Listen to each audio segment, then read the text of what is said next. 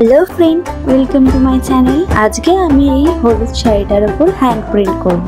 সামনেই দুর্গাপুজো আর অষ্টমীতে সাদা লাল শাড়ি তো সবাই পরে, কিন্তু আমি নিয়ে নিয়েছি একটা হলুদ শাড়ি। আর অষ্টমী স্পেশাল শাড়ি বলে কথা, একদম সাদা মাটা তো রাখাই যাবে না। তাই শাড়িটিকে আমি রং তুলির মাধ্যমে নতুন করে সাজিয়ে তুলতে চলেছি। তাই প্রথমেই শাড়িটির যেই অংশে আঁকবো সেইখানে সাদা কোট দিয়ে নিয়েছি। এর ফলে সমস্ত রং খুব ভালোভাবে ফুটবে।